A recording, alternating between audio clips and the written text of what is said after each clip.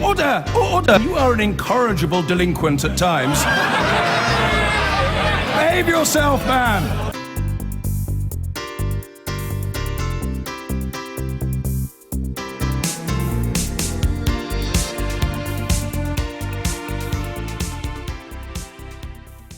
And with us here tonight, the Conservative leader in Scotland, Ruth Davidson, Labour's former Home Secretary, Alan Johnson, the Daily Telegraph columnist and leader writer, Tim Stanley, the columnist and writer on The New Statesman, Laurie Penny, and the businessman who chairs Leave Means Leave, which warns against any watering down of Brexit, Richard Tice.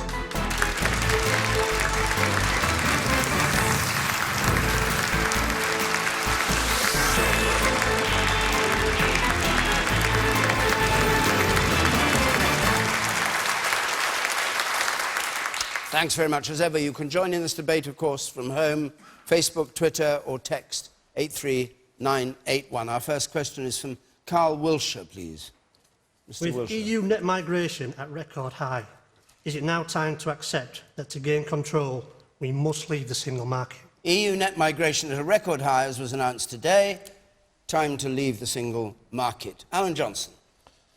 Well, it is extraordinary. These are the highest figures ever. And during the EU referendum campaign, on May the 26th, the Office of National Statistics published the net migration figures, which was 333,000. It's the latest quarter. It's now 335,000. And you could feel the argument slipping away from the Remain side. And I do think that was the biggest single reason why people voted to leave. And I think if we ignore that and we try and pretend that somehow unlimited migration is somehow progressive, then we run a serious risk of losing touch as politicians.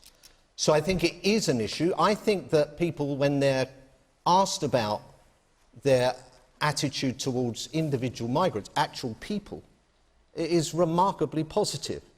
But then when you ask them about net migration, they worry about that. They worried in 2015 when we saw all that film of people coming into European Union countries. That was from outside the European Union. But to the public, these things are important, and they worry that the people who are coming in may be criminals. They might be rapists or murderers, and on a couple of occasions they were. That shouldn't happen, by the way. We're entitled to turn them back at the border. But to control net migration, would you have to leave the single market? Because David Davis, the Brexit Secretary, as you know, said today that we'd consider paying into the EU budget to retain single market access. I think we would. I think if... well, that's another question. I think actually David Davis is right to answer in that way, but that's a different answer to the question that was raised.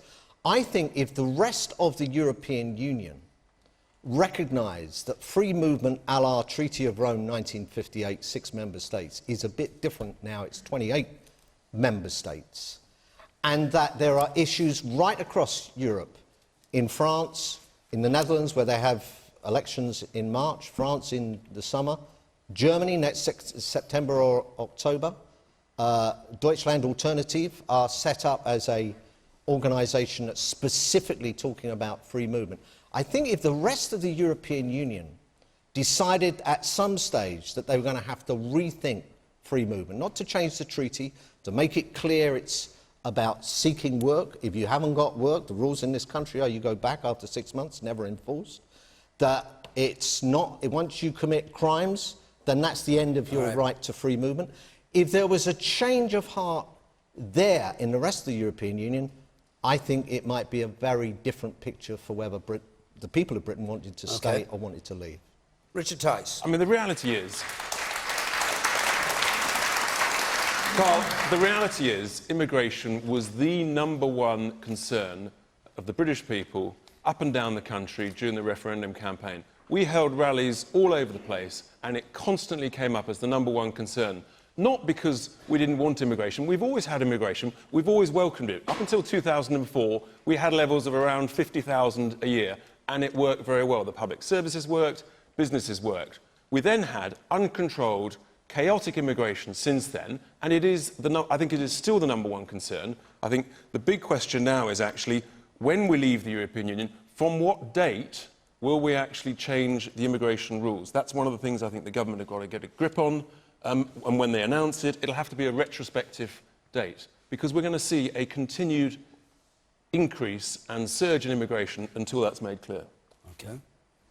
Ruth Davidson, of course, you fought to remain, and after the vote you said, I want to stay in the single market, even if it means maintaining free movement of labour. Is that still your position? Well, yeah, if there was another referendum tomorrow on the same terms as the one we had, I'd vote Remain again. I want to stay part of the single market.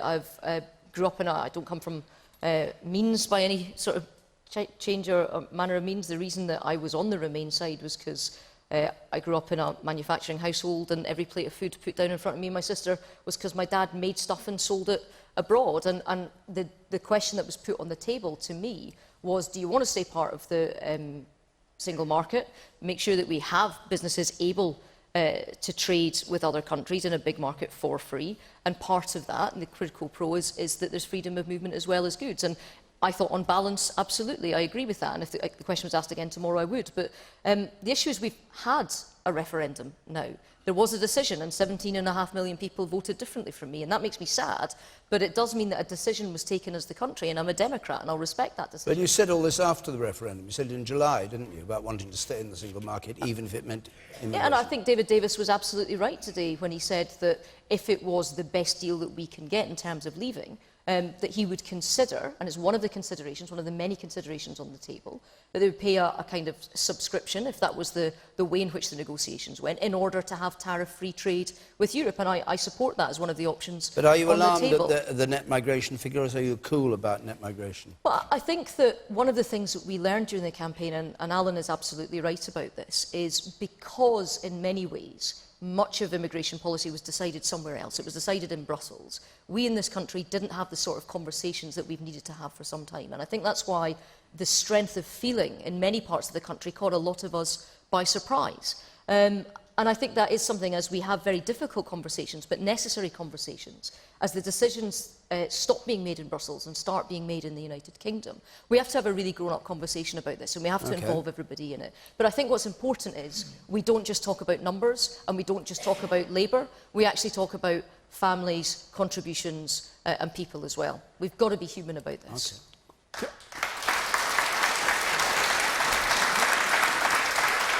Carl Wiltshire, what do you make of what you've heard so far? You asked the question. Well, to be honest with you, I'm a little bit confused, because throughout the whole referendum and the referendum and the debates, we were told leaving the EU means leaving the single market. And I understood that, and I'm sure everybody else understood that. Yet we're still debating whether to stay in the single market or not. And we all know to control immigration, you're going to have to come out of the single market. So we've got a handful of MPs, or a minority of MPs, who are willing to ignore the will of the British people to keep this argument alive about the single market when we all voted to leave, which I find, I'm disgusted, it's undemocratic. And please get very good to be explained. Laurie Penny, do you agree with him? It's undemocratic? Well, the question was, can we stay in the single market whilst retaining, control over immigration and bringing immigration figures down and stopping people coming from the EU? And the simple answer to that is no, not unless we get some amazing deal from the EU, which the EU doesn't seem very inclined to give us right now. But I'd like to put it both to the panel and the audience. We seem to be talking about migration in terms of a crisis, and we seem to have collectively accepted that immigration is a terrible, terrible problem, the worst problem this country has. And have we not? Have we not? Have we not? So, I mean, immigration brings a great many benefits to the United Kingdom. Immigrants, they contribute. There's a net contribution to the UK from immigrants, and leaving the single market will be an enormous blow to our economy. That is what would cause a squeeze on jobs, on housing, on services. Yeah. But can you answer what Carl Wiltshire said? Carl, just explain what you were saying again to Laurie Penny. It's just, what I'm saying is we're still we're arguing, we're still having this argument about the single market. Mm-hmm. We voted for that on June the 23rd. Leave the EU, we leave the single market. We all knew that. Why are we still arguing about the single market? It's not about immigration. It's not saying we stop immigration, it's about controlling immigration. So we know what the numbers are coming in. I'll come back to you. Tim, I'll come back to you. Tim Stanley, I'll come back to you. For me, during the referendum, the immigration issue was never about being anti-immigration. It was about creating a system that controlled it, which would mean that that was good for migrants who wanted to come here, provide their skills and work, but also it would essentially settle the matter and create a social consensus that showed that there was a positive good to immigration because Britain was in charge of it and in control of it. Now, having said that, though, there's an air of unreality about this debate. It's true that Brexit is important to controlling that element of migration which comes from the EU. But something which is rarely discussed is the fact that more than a majority of migrants are non-EU. And it's within the government's control to stop that, and it doesn't. Why? Well, what it has done is it has raised, for instance, the amount of income you have to have before you move in.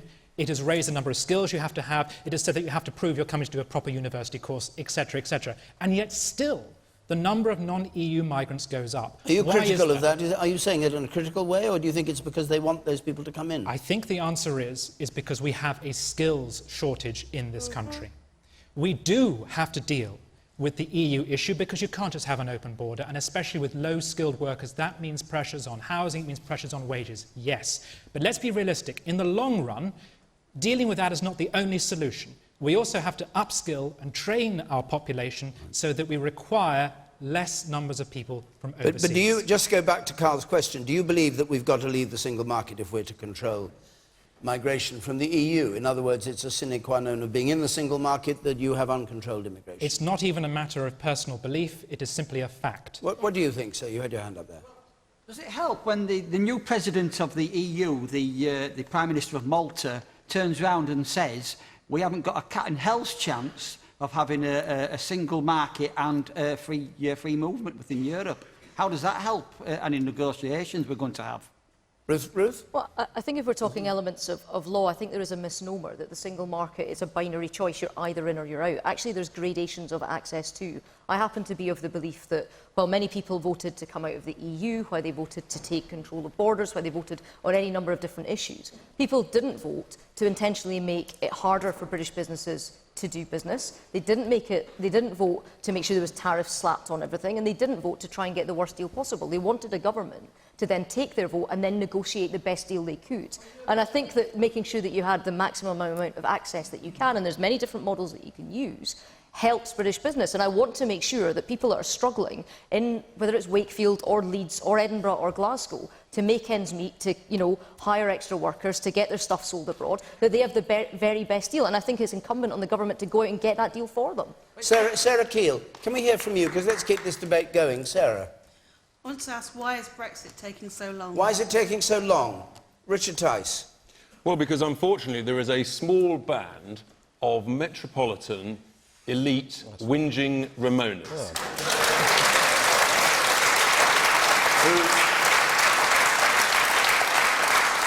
And they are playing games with the democratic will of the people. They are damaging the national interest. They're damaging our negotiating position with the European Union, and they're damaging our global standing with other countries around the world who want to get on and negotiate new agreements with us. It's disgraceful. Unfortunately, we've got to go through this Supreme Court process. Unfortunately, the government will probably lose, but let's see what the judges say. Are you saying there are people, you said there are people, metropolitan elite. Do you include the Prime Minister? Do you include the Cabinet in that? Who are you saying are part of this? Look, I think we all know who they are. It's the Tony Blairs of this world. It's the Nick Cleggs. It's the Do they have power? They haven't decided. Sorry, we've got a new Prime Minister and a new Cabinet. Anybody there trying to slow it down? She didn't want this legal case.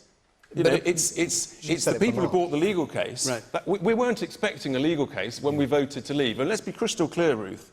In the government pamphlet that I hope people read because it cost £9 million of taxpayers' money, it made it crystal clear that our arrangements with the single market would change. On 3 separate points, occasions in the document, it said we were going to change our arrangements with the single market. And the single market is a really bad deal for Britain. OK. Richard Tice says there's a conspiracy to prevent the will of the British people being interpreted politically properly. What do you say? Tosh, the Prime Minister decided that we would not trigger Article 50 until next March. She's the Prime Minister. Unless she's one of this metropolitan elite, the Prime Minister and the Cabinet decided that. Now, why did they decided that on very good grounds, incidentally. Once we trigger Article 50, it runs for 2 years. We have no control over extending it. The other 27 member states decide whether there's an extension or not. Given the complexity of unpicking laws after 43 years of membership on 20 different separate issues, it's going to take some time. The only control we've got over the timing is at this end, to make sure we've got our ducks in a row, and I'm not sure Messrs Johnson, Fox and Davis help us in that respect, but to get our ducks in a row, she's put it back to next March so that we get the full value of 2 years. I actually think March is too early because nothing's going to happen on these negotiations till after the German elections in September, October, so we lose 6 months. So you would delay it? You would urge her to delay till the autumn? This is not an issue about whether we leave the EU. It's about the process and negotiations to make sure Britain's got the best possible deal. But you would wait a year or more, in fact, till the autumn?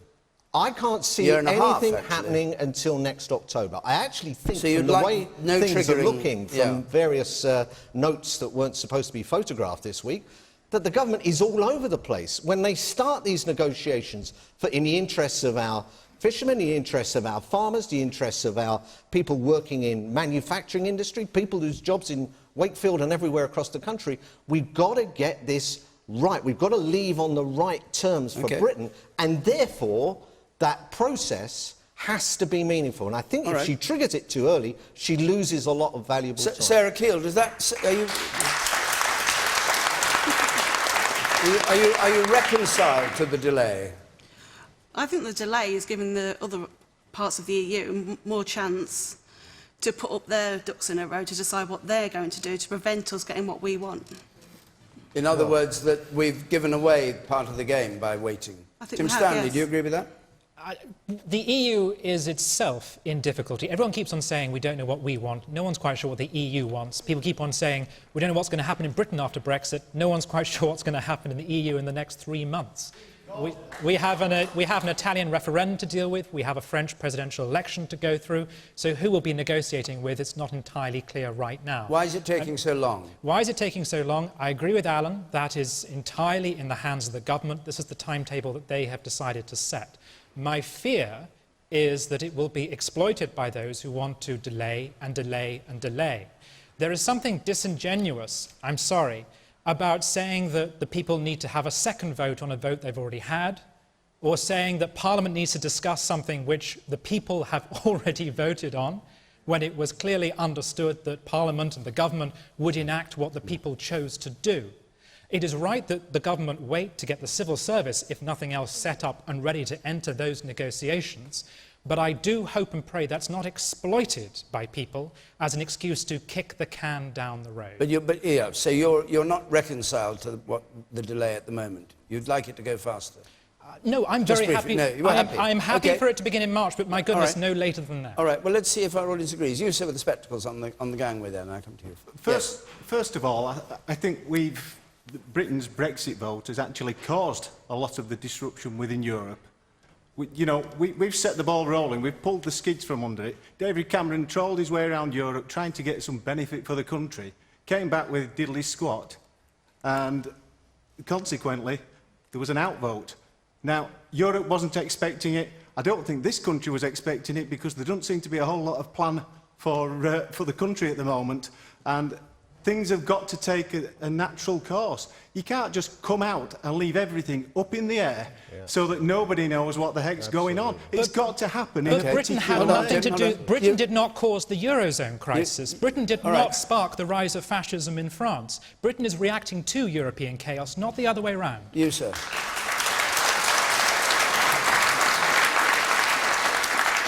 I personally would like to see us come out without even bothering to trigger Article 50. The whole rotten house of cards is about to fall. We've gone before that happens. The Italians will join us. The Dutch will join us. We've started a massive ball rolling which will ultimately destroy the European socialist dream. I am very pleased about that, but I'm also very angry with politicians on both sides of the aisle that hold the British electorate in contempt. That is happening on a daily basis. We voted to go out. Get us out. Ruth Davidson. Oh, well, look, Theresa May says she's going to move this by March. She wants to make sure that we do it in good order so that we get things right for all of the different areas that are trying to speak to her. Now, I think Alan has been a little bit disingenuous today by saying that he would leave it a bit later. His party leader, Jeremy Corbyn, said it should be the day after, and then he changed his mind. He also said that, you know, it looks as if the UK government is running around doing lots of different things. Well, actually, people are saying that they want to make sure that financial services are looked after, that manufacturing is looked after, that fishing is looked after, that farming is looked after. It's right that the UK government is spending this time listening to all of these people, trying to unpick what it is that they want from this deal, so that they can go into bat with the best possible hand. You can't, no, David, it's important. You can't lay your hand out first and then listen to people after. You've got to listen to them now and get all your ducks in a row, so that when we go into that room and we're sitting at a table, across the table from 27 other people that all want a piece of us, we've got our strongest team in the room, we know exactly what we're asking for, we know what we're going after, and we know the deals that we want for the people of this country. That's what we need to do. So there is no plan at the moment? Well, what we're doing is making sure that we've got the negotiators in place, that we know exactly what it is that we're asking for, we know what it is that we're willing to give away, that we know what the red lines are going to be, so that we can get the best deal for all of these different sectors. Because people didn't vote to make themselves intentionally poorer. They voted so that the UK government would do what they said, get us out of the EU. Now, I didn't want that, but I'm a Democrat and I respect it. We're leaving the EU, but we want to do it with a good deal, not having France and Germany and Italy taking big chunks out of us when we leave. I'll just come back to you. You've heard At the end of the day, I genuinely believe, strongly believe, that they need us more than we need them. We are net contributors. We also have a massive market in the Commonwealth, United States, China, India, all want to deal with us. Exactly. I'm not that bothered about someone in Lithuania that wants to buy a pack of batteries. OK, you, sir. Yeah, and then I'll come to you, Tim. It was mentioned at the beginning that there's been an increase in migrants. The problem is, also mentioned by you, there is now going to be a surge. The longer it takes for a decision to be made, the more opportunity for more people to come into the country and increase the net migration numbers. That is not going to help, because we've had 12 years already. It could be another 5 years. All right. Laura Ben, do you agree with him? Well, again, we're back to the issue of whether net migration needs to urgently be brought down. The fact is, look, there is a lot of uncertainty in this room. There's a lot of uncertainty in the country, and I get it. Like, part of me really does want an answer soon. I'd like to know what my future's going to look like, what my friends' futures are going to look like, my friends from the EU who are living here. I would like to know what's going to happen. Everyone would. But Brexit was a giant, giant shock. Almost nobody in government was really expecting it, and there was no plan beforehand. The people on the Brexit side really were not honest with the British people about what we were going to get. No, that's... You know, was that 350 million a day for the NHS? Can I finish? Can I finish? Can I finish? And democracy is a process. Look, I understand people have really strong feelings on either side, and I do too, right? But democracy is not just about one side beats up the other and then one side has to lie down and the other person gets everyone. This was a narrow victory, 48% to 52. But Laura... May I finish? No, Please, may I finish? What that means is we need stick compromise. to the point that he was making in the question that was raised. No, but it will continue to keep going up until somebody says, right, let's control it. Why can't they at least start that ball rolling? Well, because we haven't left the single market yet. No, but we know we're going to leave the European Union, so... You get his point, that if you're talking about immigration, you'll get an accelerated, you get a surge of immigration before the deadline when we leave. Well, that may well happen. It is happening. And people on the Brexit side should maybe have foreseen that. But it's so easy to deal with. You just set a retrospective date, and logic dictates that date is the 23rd of June. And everybody knows where they stand. All of these issues are about certainty. You know, it's the certainty of people in the room, but also the business community, many of whom voted Remain. They just now actually want us to get on with it. I think actually most Remainers, the vast majority of Remainers, saying, OK, we lost. But we're Democrats. Now let's get on with it. Let's have some certainty, get Article 50 served, and 2 years plus 1 day, we're out, with or without a deal. We don't have to have a deal with the EU 27. Most great trading nations do not have a free trade agreement with the European Union. Let's try for a deal, but if we can't get one in 2 years, we're leaving. Done. Okay.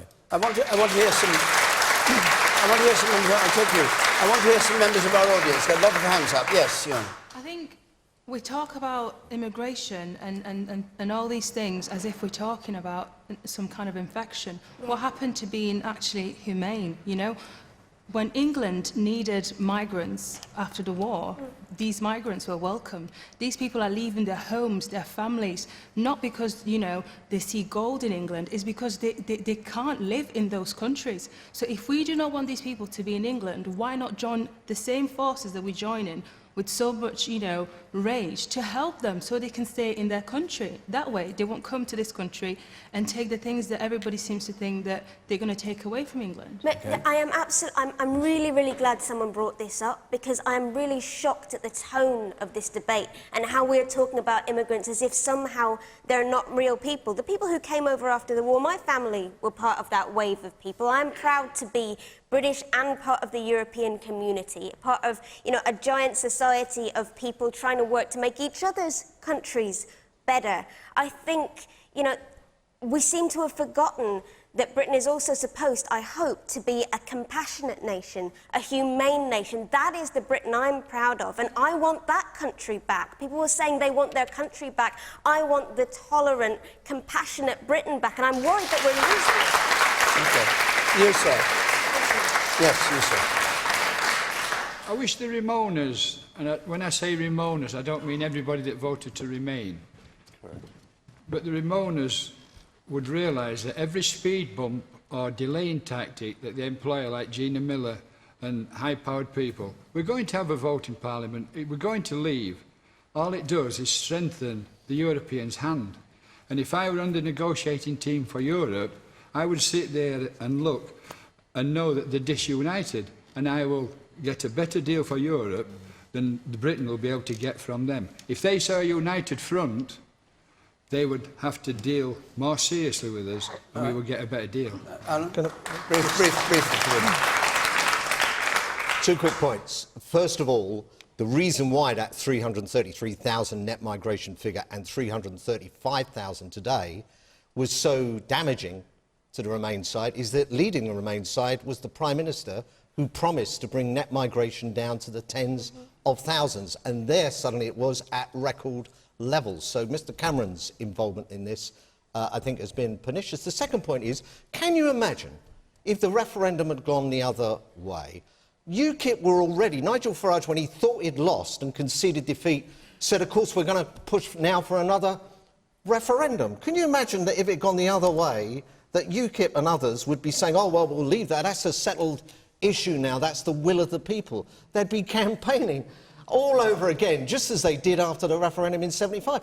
Good luck to them, but that's what works for them works for the Remain side as well. So you want another referendum? No, I don't. But that was what Nigel Farage was calling for. But you don't go as when long he thought he'd lost. All right. You, sir, in blue there on the spectacles. I just like to say that I just don't like the language that's being used, really. It's just like the words such as bemoaners or whinging, or, you know, these labels that we're saying.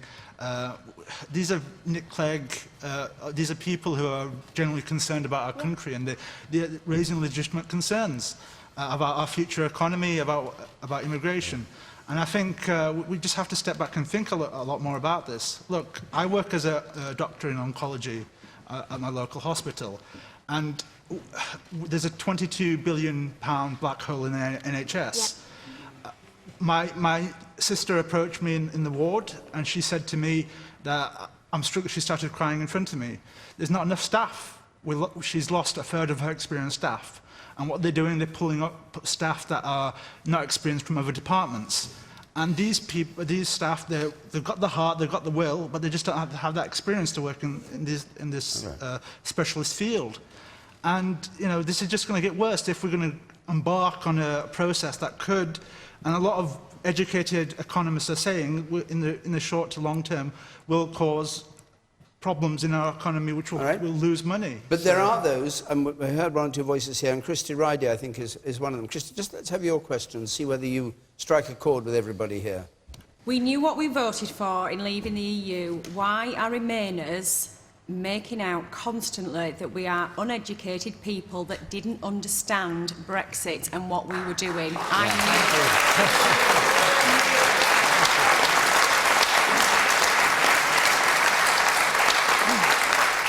And obviously that's what you feel. Yes. You feel it you feel it of Ruth Davidson? I actually felt it. No, I don't actually. Thank you. I felt it more from Tim Farron last week, actually. I was sort of shouting at the TV. I'm not an uneducated person. I'm sure a lot of the people who voted to leave, we knew. I read everything, I looked into everything. It's how I felt, and I did the old-fashioned pros and cons in writing, and I wanted to leave. But people now are making out as if we're uneducated, as if we don't know what we were doing. And I just think they need to stop doing that. Anybody else who feels that, incidentally, throwing things at the television or shouting at it is an occupational hazard of watching Question Time. Yes, the woman up there on in the middle, in grey, yeah. I'm married to a German, and he was very upset when we came out of the EU. I voted to come out. Caused a few friction at first, but we've gotten over it. And I believe that we were treated by certain people, as this lady said, Christy, as uneducated, stupid northerners that didn't know that we're all racists up here and we don't know what we're doing and we don't realise what we've voted for. I work with Italians, I work with Polish, I'm married to a German. We didn't vote to get rid of people that because of where they came from. We voted to get out of the EU for completely different reasons. And it's worth saying, because here in Wakefield the vote was 67%. 2-1, yes, two-thirds voted out. You, sir, the man behind, do you agree with her? I do indeed. Can I take exception, firstly, in the implication from Laurie that it was a close-run thing? Had it been a general election, it would have been called a landslide. So it wasn't a general election. Can we put that one to bed?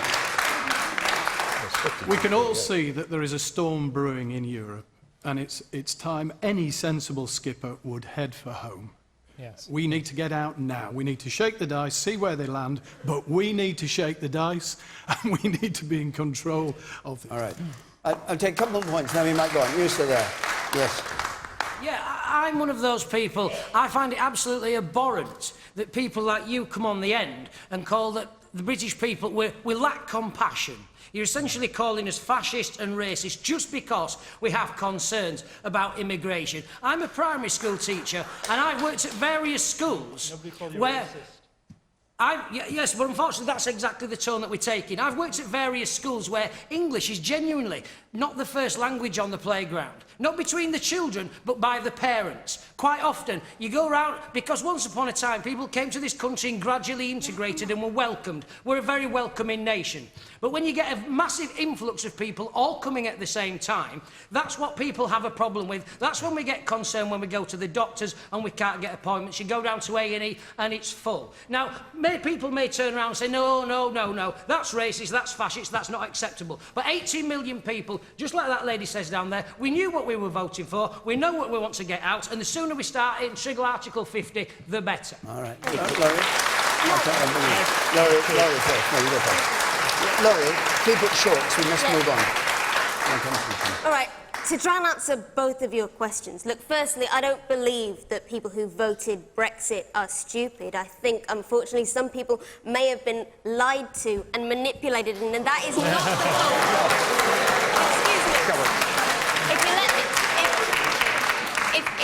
If you let me finish, I'd like to ask you, sir, what is... I understand that it hurts to hear people saying that's racist, that's xenophobic, but do you know what also hurts? Is to be a victim of racism, to be a victim of anti-immigration violence.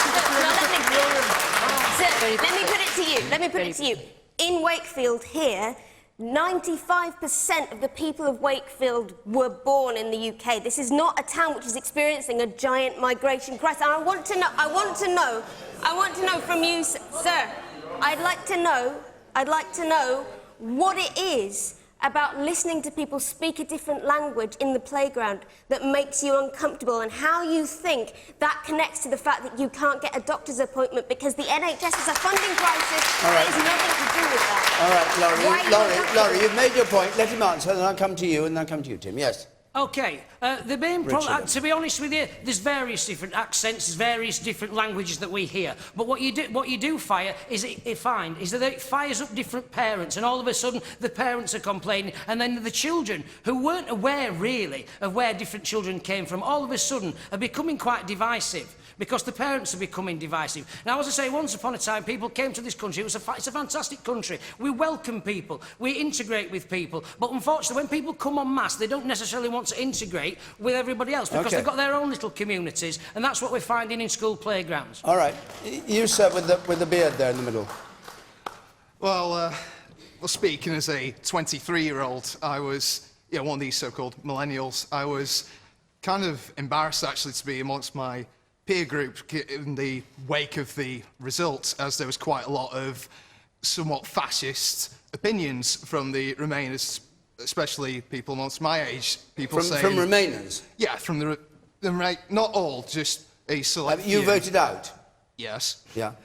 People saying stuff, rather fascist things like, oh, we should not let the old vote because they all voted to leave and they've ruined our future. People suggest some kind of Logan's Run-esque scenario, which is quite... which I think is quite appalling. I mean, the worst I saw was the response from people who went to Glastonbury. The epitome of British privilege, probably, where you had all these middle, upper-class people saying, "Ow, the chavs have won." OK. I thought that was quite patronising. You made the point. Other Remainers here who feel that it's wrong to say that you voted in the way that has been described because you thought people were stupid and ignorant and all the rest of it. Are there any Remainers in our audience who'd like just to say, yes, you, madam? I think people voted the way they voted because they were given certain information. I don't think the information was correct on either side. I'd like to ask Christy if she believed that the NHS was going to get an extra £350 million a year. Christy? No. What? You didn't? No. What about you, here on the right?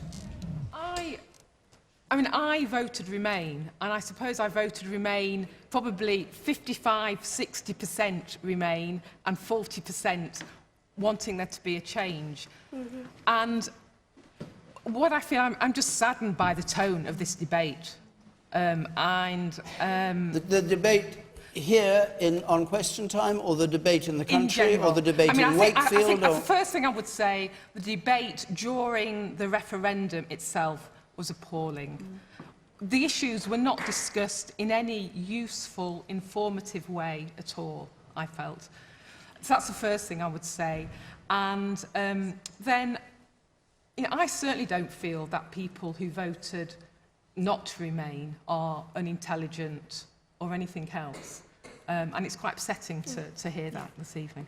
I just want to say to that lady as well, I'm a Remainer, and I've never once said to anybody who voted Leave that you're unintelligent, that you're uneducated, that you didn't engage in the debate. And I think there's fault on both sides to continue to label each other as Remainers or Exeters. Absolutely. You say? Yes. We talk about honesty in the campaigns. I think both sides were guilty. I'm still waiting for my house price to fall 10% and for the punishment budget. Well, we're not out of the EU yet. Well, I mean, the punishment budget was supposed to be the day after. The day after we leave the EU, we were promised the punishment budget. The panel have been listening to you intently, so let's hear from one of your panelists. Some of these together. First of all, from the lady over here that is worried about the tone of this.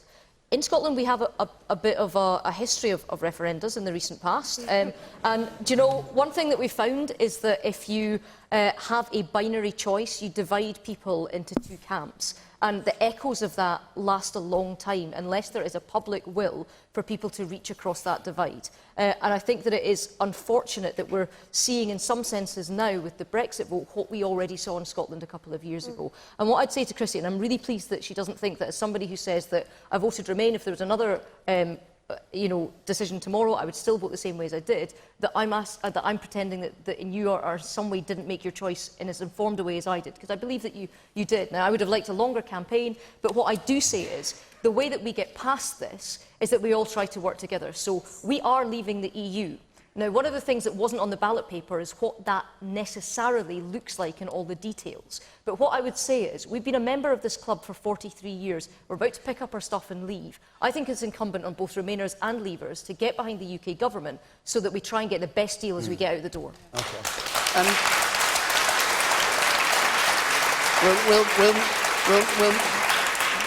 We'll move on. We'll move on. But Richard Tice, a last word to you, because it was you who said you thought there was a conspiracy by government to delay this. You stand for leave means leave, and you're probably with him want to get out. Let's be clear. I didn't say it was a conspiracy by government. I said it was a conspiracy by a small group of Remoaners. But I think the debate's very interesting. The way to show proper compassion and that we are a decent society is to take people's lives off this negotiating table. I urge the government to say that all of those who've come here under the rules, the EU nationals, are very welcome, and we should adopt the moral high ground. And frankly, if the EU27 want to adopt what I call the immoral low ground, then it actually tells us quite a lot about them, doesn't it? Okay. All right.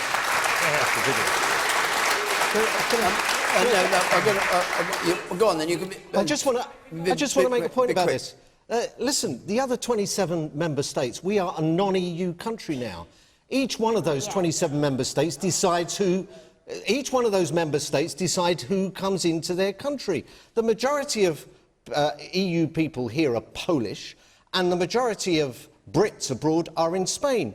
Angela Merkel can't say that Spain and Poland can reach these agreements. If we're out of the EU, then we are entitled to say who comes into our country, and they are entitled to say who comes in from non-EU countries. So it's ludicrous to suggest they're taking the low moral ground because they don't give a blanket acceptance that anyone from Britain can stay anywhere in the EU. Okay. Well, they're under the existing rules, that's the point. All right. I think we must go... We've only got 20 minutes left of this programme, we better carry on. Just to say we're going to be in Maidenhead next week. And actually, that's the last programme until Christmas. And then in January, we're in Solihull. So Maidenhead and then Solihull. Come and join the audience. The address is there. But let's go on to another question. Let's have this one from Glenn Gilfeather, please. Is the Labour Party under serious threat in the Northern Heartlands after the election of Paul Nuttall as UKIP leader? Paul Nuttall, who was elected with over 60% of the vote in UKIP, is he a real threat to Labour? Tim Stanley. Yes, I think he probably is. It's extraordinary, isn't it? UKIP ought to have disappeared by now. Well, it could have done. I'm sorry.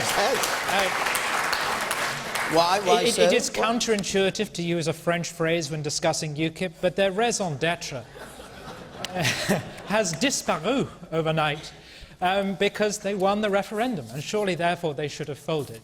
Moreover, since then, their existential crisis has been reflected in the fact that they've had 3 leaders in almost as many months, and their past leader has given up so much from British politics that he's done what a lot of good migrants do and has moved abroad in search of new work. No. So you'd imagine UKIP. So why is it that in all these polls, UKIP clings on to 12 to 13%? And the answer is because UKIP has evolved and it is benefiting from Labour's troubles. UKIP is no longer a one-issue party. It is now tapped into a reservoir of economic and cultural dissent which Labour cannot tap into. Why? Because Labour has retreated into its Islington heartlands. It is essentially a central London party now, and it no longer not only addresses the material issues that directly affect many people in different parts of the country, but it also, more importantly, doesn't talk their language, sound or look like them. And in the contest of weirdness, UKIP oddly just about wins. And I genuinely think that Paul Nuttall, who is a charismatic, intelligent man, I do think he has the capacity to exploit that. And so I would say to Alan, I'm sure you loathe UKIP. If you do, it's in your power to stop it. Get rid of Jeremy Corbyn.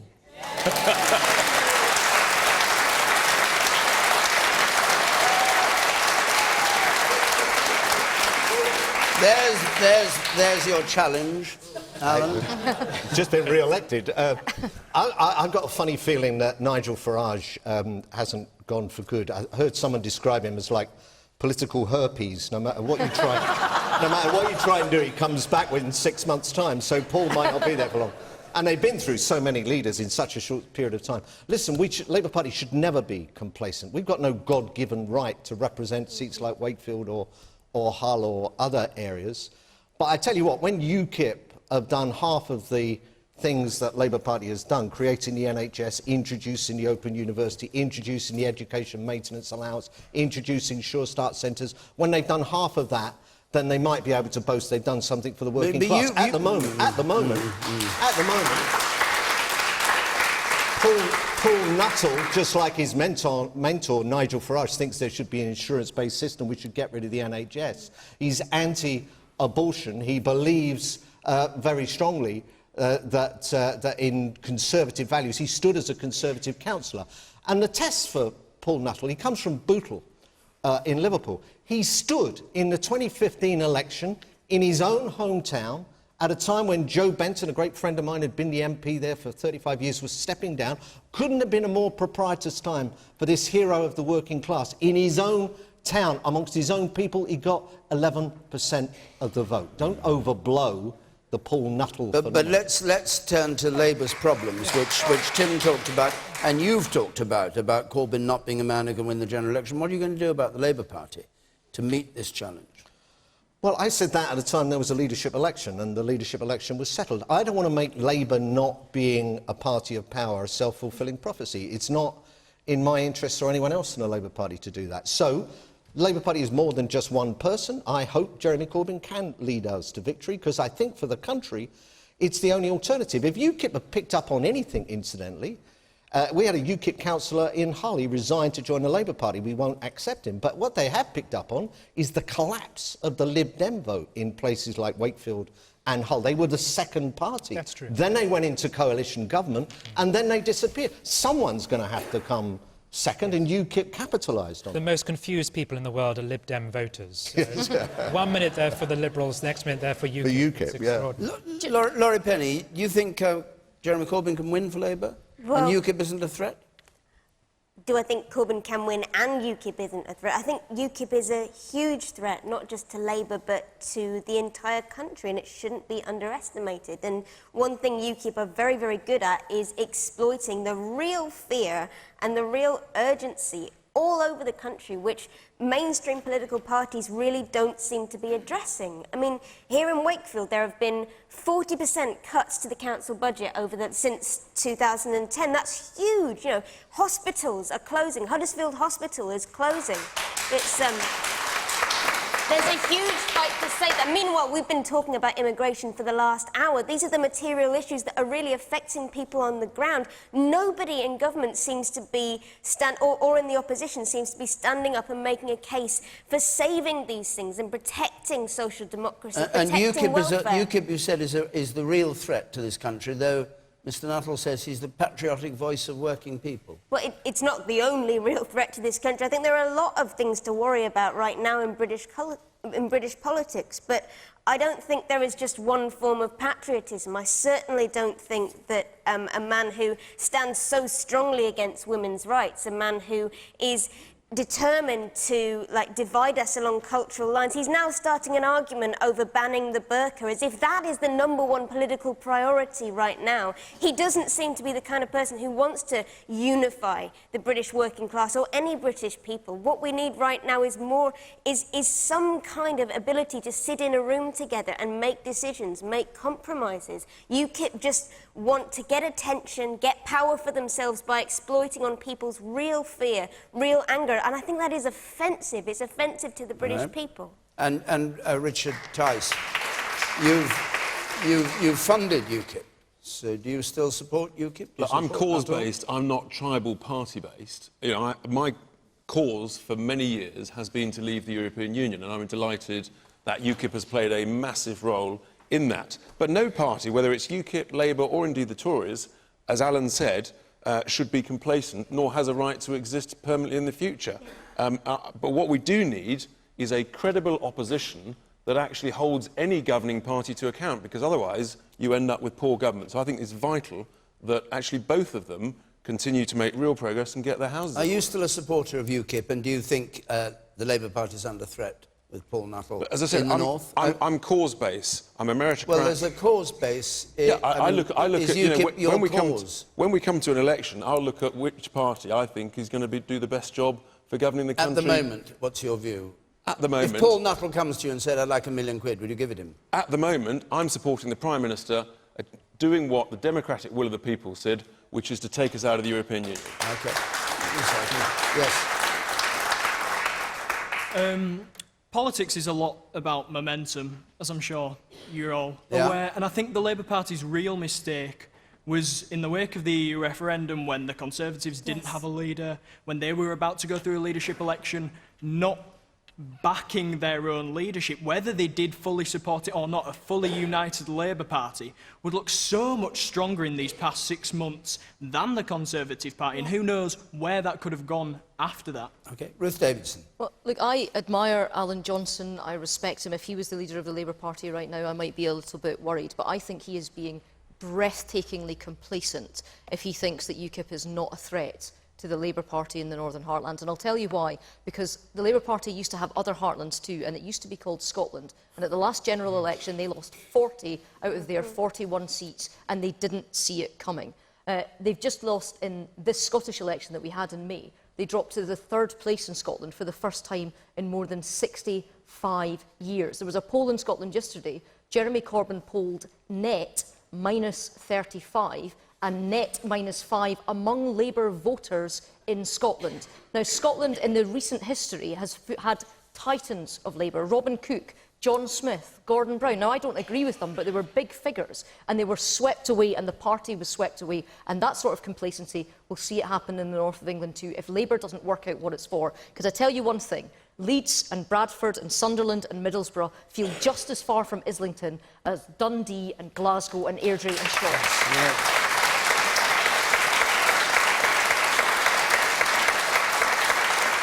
OK, well, we've been talking about, and Laurie Penny touched on government spending and all of that. Let's just end, because we're in Wakefield, with a question that's going to affect you all here. From Tarina Sykes, please. Is it worth the £63 billion it will cost to build the HS2, and how long will it take to pay for itself? Because we now know that this thing has been confirmed, and it seems to be running over budget, as these things do. Laurie Penny, you in favour of HS2?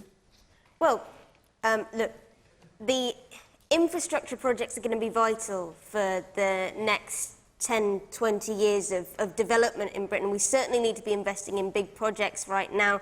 I think what the concern has to be for people who live locally, and I mean, correct me if I'm wrong, because I don't live locally, but it's whether people who will be displaced and whose lives will be really affected by this are going to get adequate compensation, are going to have help to move. And I think, that's what the business of government has to be about. Well, we can it's not ask about her. Compromise. What do you think? Well, they're not getting the compensation, and, well, I don't think that you can ever justify spending £63 billion on a transport system. What's going to save an hour of a journey, if that? Yes. The woman there in red up there at the back. Are you in favour of it? No, with red hair too, yes. I just don't really understand what the benefit of shaving 20 minutes off the journey time to London is going to actually do for the north of England. Okay. And is anybody in favour here in the audience of it? Yes, you, sir. Yes. Yes, it's essential that we invest in infrastructure. It'll create jobs. It'll promote growth and boost of the economy in the north. Okay, but we have plenty of infrastructure that already... That's absolutely right, but sadly, global precedent always shows that if you build a fast railway service to the capital city, all you do is accelerate the people who go to the capital city. We need to do exactly the opposite. But it's essential... it should be stopped, and the money should be spent up here. It's rare I agree with would you George rather- Osborne, would you but it should rather be spent borrow on the money Northern that's cheap? Powerhouse. Would you rather borrow money that's cheap and just give it away in quantitative easing? Helicopter No, I would theory. spend The all woman, the the woman infrastructure there in at the the very north. back, yes, you. Yeah, you can get from Wakefield to London in 2 hours, yet last week and last month and the month before that, it typically takes me 3 hours to get to Liverpool. Shouldn't we be thinking about Exactly. M62? That's the point. Please stand there. Keep it short. We've got a couple of minutes. HS2 is a white elephant on wheels. Apparently it's not on wheels. It's on wheels. Right, OK. Well, OK, it should get some wheels first. We can spend 60 billion. I expect it to be on wheels. What does it mean? What do you mean? Seriously, what do you mean when you say it's a white elephant? It's a white... It has already doubled in its price. It is only going to shave a few minutes off the journeys. By the time the damn thing is built, it'll already be out of date in technological terms.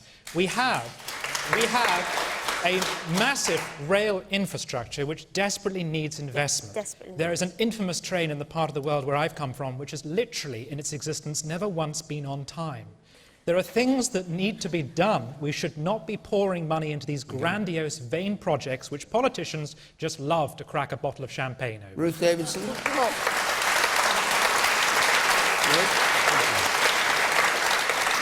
I'm not sure the Hogwarts Express is really making the point for you, but I think my problem is that when everyone's talking about this north-south divide, I've just got in a car and driven for 4.5 hours south to get here. So in terms of what HS2 does for areas even further north than Wakefield, actually it doesn't do very much. I agree with the gentleman at the back that we need investment in infrastructure, but what I want is something that gives me the biggest bang for my buck, and I'm not sure that HS2 does that.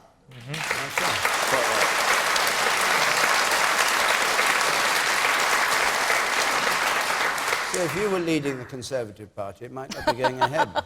What's that? I said if you were leading the Conservative Party, it might not be going ahead. You, sir, there, we had your hand up. Thank you. Yes. Briefly, if you would, I want to bring Alan in before we All start. of this talk about saving time is an absolute misnomer. Yes. We're sat in Wakefield. It's going to disrupt people in Wakefield. And guess what? It won't stop here. We can't get on the train here. We have to go to Leeds. So it will actually take longer to get to London from Wakefield than it does today. Alan.